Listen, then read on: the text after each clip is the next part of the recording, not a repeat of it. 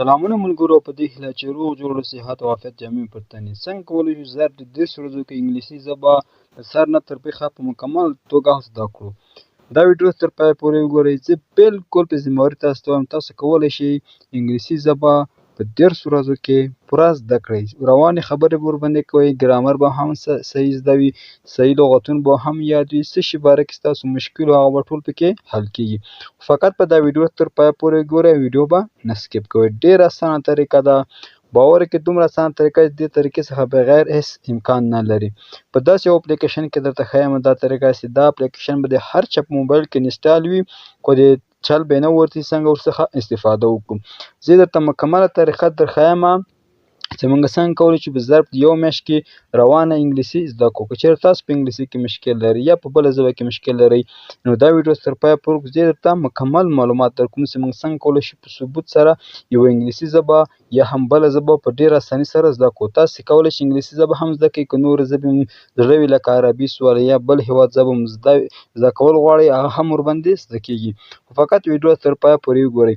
که چېرې ویډیو کې یو څه معلومات درته حاصل سول او څه شیان مو زده کړل او درته مفیده تمامه سوله، فقط ویډیو ته لایک ورکړه، چینل سبسکرایب کړه. که څه پیشنهاد لري او مننه کوي نو په کومنټ کې وکړه.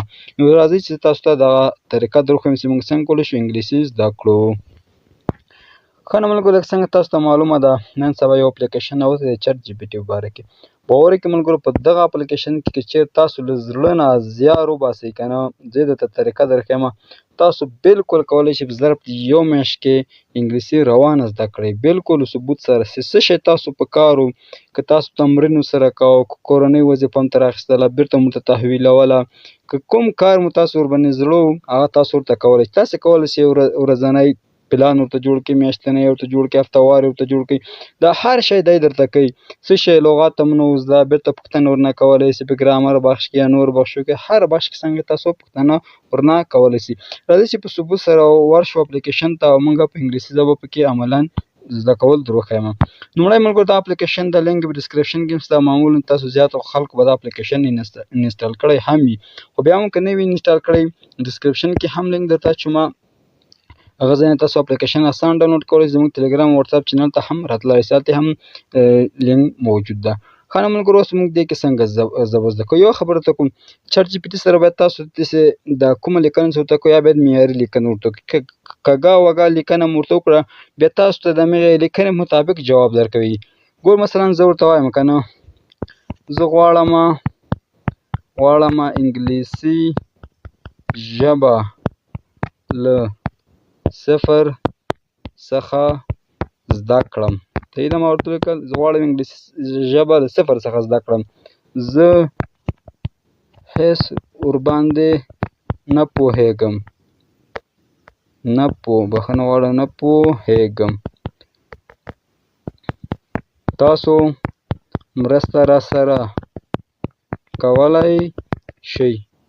صحیح ده ملګرو، تاسو مرسته راسره کولی شئ. دا زه ورته لیږم. دی ماته چې وایي هو بالکل زه خوشحاله یم درسره مرسته کوم.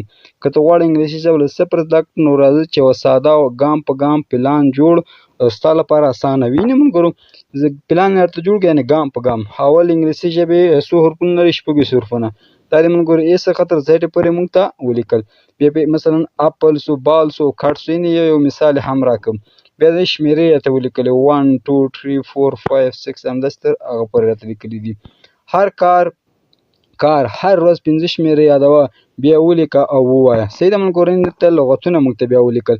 مهم ورځني کلمې hello how are you I am fine thank you please yes no. سلام څنګه یې؟ ښه یم مننه مهرباني هو نه. دا څنګه د اولني لغتونه موږ تاسو ته وکړل. اوس لاندې زه زده کړه کوم.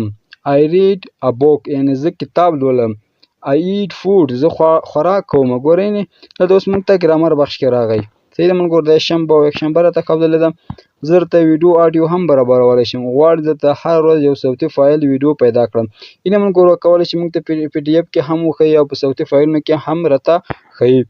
غواړئ نن الفابېټ نه پیل کړم که بل څه؟ وایي ته غواړې چې الفابېټ پیل کړو؟ غواړو الفابet پیل کړي یا که بل څه شی پیلول غواړئ. ته کوم موبایل یا کمپیوټر کاروې، هر ورځ یو څو دقیق وخت لرې زده کړې لپاره، په همدې اساس درته ځانګړی کورس جوړ کړم.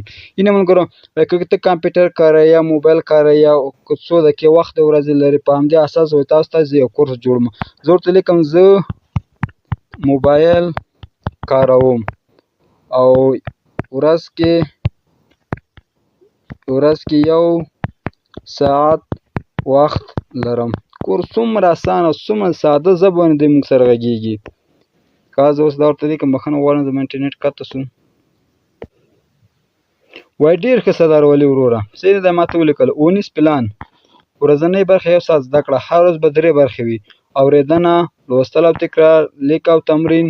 ورځ دوشنبه یې ملګرو هرې ورځې موږ ته ځان ته یو پلان جوړ کړو. صحیح ده په دغه پلان باندې موږ سره دا کار کوي. نو که چېرته تاسو له زړه اخلاصه کوشش وکړئ، زه په باوري سره ته تاسو کولی شئ په دې سره څنګه په ډېره اساني باندې انګلیسي زده کړئ. اوس که څوک وایي چې والا دا خو سخته چټ کوم، دغه ځای کې تاسو راشئ ملګرو په دې اپلیکیشن کې په دغه ځای کې کلیک واخلئ. صحیح ده په دغه